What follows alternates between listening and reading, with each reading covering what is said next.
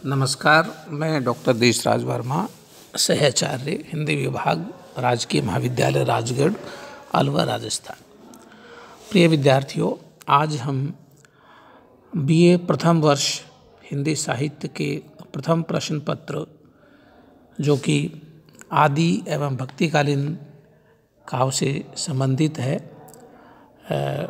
आदिकालीन विद्यापति और भक्तिकालीन कवियों को इसमें समाहित किया गया है।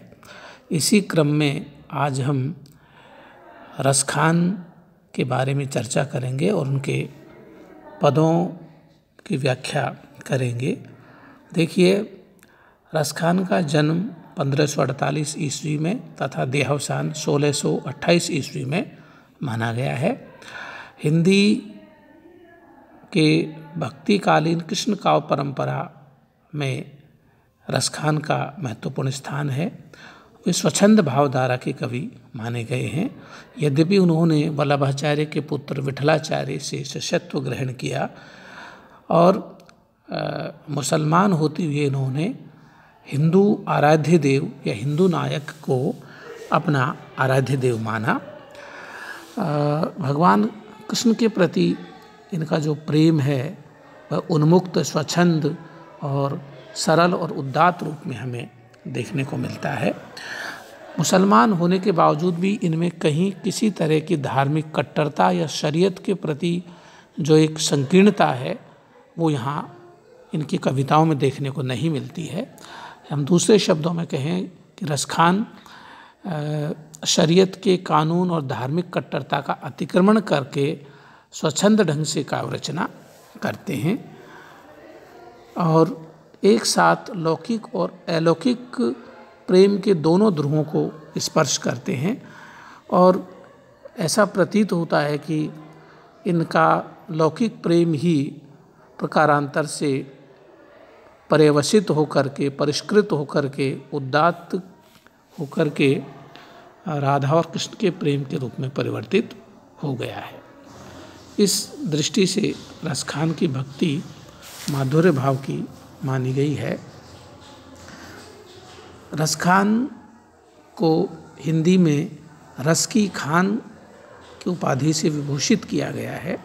उनके काव्य में प्रेम, भक्ति और श्रृंगार की तीनों धाराएं अजस्र रूप में प्रवाहित होती हुई दिखाई देती हैं और साथ ही साथ उनके कवित्व और सवैयों में एक विशेष प्रेम और भाव का आवेश और स्वच्छंदता हमें देखने को मिलती है।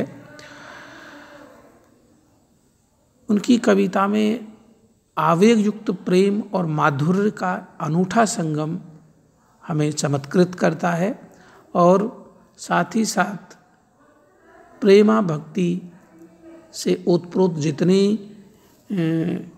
सूक्ष्म मनोवृत्तियाँ हो सकती हैं, भक्ति का मनोविज्ञान हो सकता है, वो हमें रसखान की कविता में, उनके कवित्व सवैयों में देखने को मिलता है। इनकी 3 रचनाएं प्रामाणिक मानी गई हैं: सुजान रसखान, प्रेम वाटिका और दान लीला। इनके अतिरिक्त रसखान के पद और दोहे भी मिलते हैं। आचार्य विश्वनाथ प्रसाद मिश्र ने रसखान ग्रंथावली का संपादन किया है, तो पंडित विद्यानिवास मिश्र ने भी रसखान ग्रंथावली के नाम से इनके पदों का, इनकी काव्य संपदा को संग्रहित किया है। रसखान की कविता में हमें प्रेम और भक्ति का एक विस्तृत आकाश हमें देखने को मिलता है। कहीं कोई बंदिश नहीं, किसी प्रकार की संकीर्णता नहीं।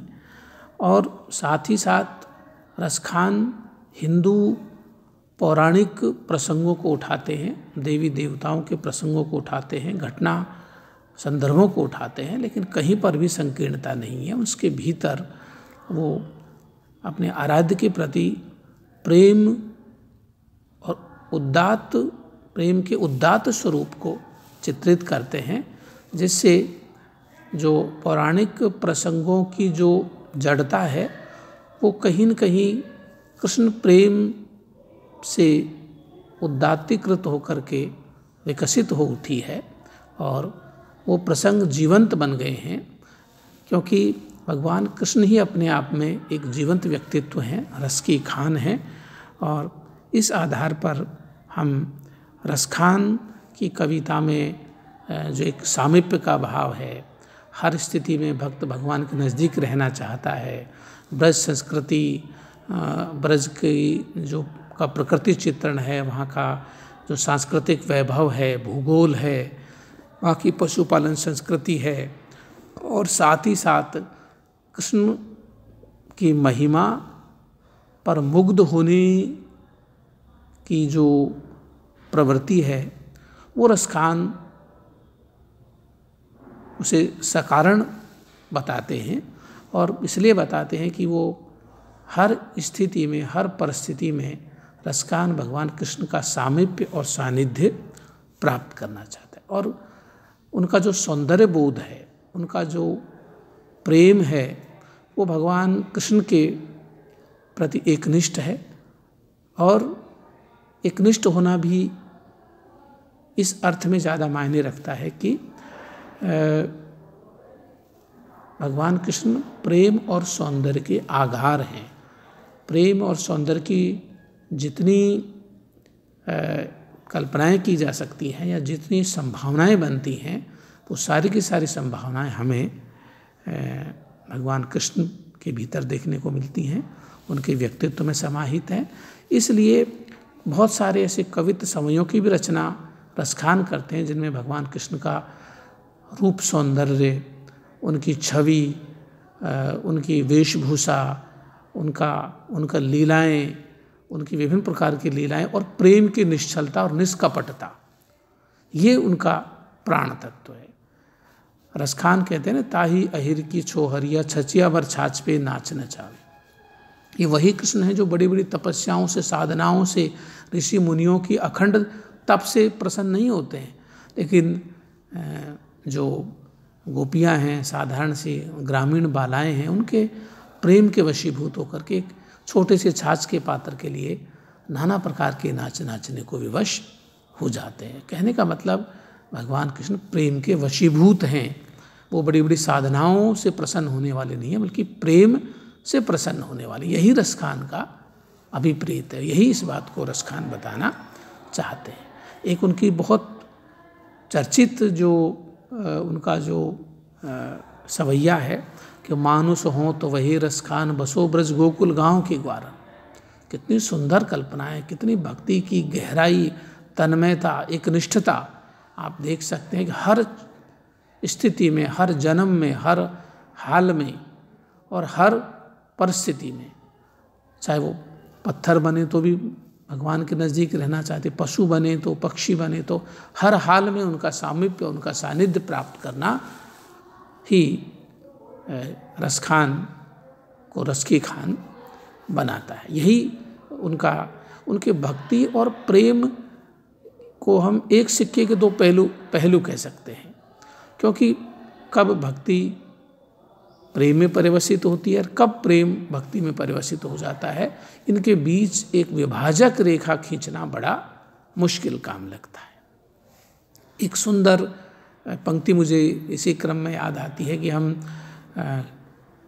कौवे को हमारे साहित्य में कई बार नकारात्मक अर्थों में ग्रहण किया जाता है, उनकी कर्कश वाणी के लिए कि, लेकिन रसखान उस कौवे को भी एक बड़े ही सकारात्मक और सार्थक संदर्भ में भगवान कृष्ण के साथ उद्धृत करते हैं कि काग के भाग बड़े सजनी हरि हाथ सो ले गयो माखन रोटी।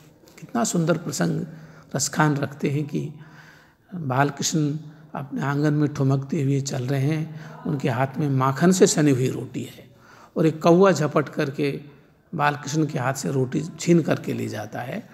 तब उस प्रसंग, उस बिंब को देख करके उस कौवे के भाग्य की सराहना करते हुए रसखान कहते कि कितना सौभाग्यशाली है वो कौवा जो भगवान कृष्ण के हाथ से माखन रोटी छीन करके और उसका सामीप्य प्राप्त कर गया, जो बड़े बड़े ऋषि मुनियों को नहीं मिलते हैं। वे जो शेष, गणेश, दिनेश, महेश, सुरेश जी बहुत सारे प्रसंग बताते हैं रसखान, कहते हैं कि उनको नहीं, वो सहज ये कौवे को ये सौभाग्य सुलभ होता है। तो रसखान के बारे में हम इनके पदों की हम चर्चा करेंगे, इनकी व्याख्या करेंगे और साथ ही हम ये भी देखने का प्रयास करें कि रसखान के कवित्व और सवैयों के भीतर ब्रज भाषा का माधुर्य, उसकी संभावनाएं, उसकी भाषा की जो कल्पना शक्ति है, समाहार शक्ति है और सहजता, माधुर्य, अलंकारों का सहज प्रयोग, ये सारी चीज़ें हमें एक साथ रसखान में देखने को मिलती हैं। तो भाव पक्ष और कला पक्ष दोनों ही दृष्टियों से रसखान का काव्य प्रेम, सौंदर्य, भक्ति और रस से परिपूर्ण है। ये इसमें कोई दो राय नहीं है कि रसखान रस की खान है और उनके पदों को पढ़ने से ये स्पष्ट होता है। और जब जिसके आराध्य ही रस की खान भगवान कृष्ण हैं तो उन पर कविता लिखना और लिख कर के अपने आप को कृतार्थ महसूस करना तो ये बड़े सौभाग्य की बात है। धन्यवाद।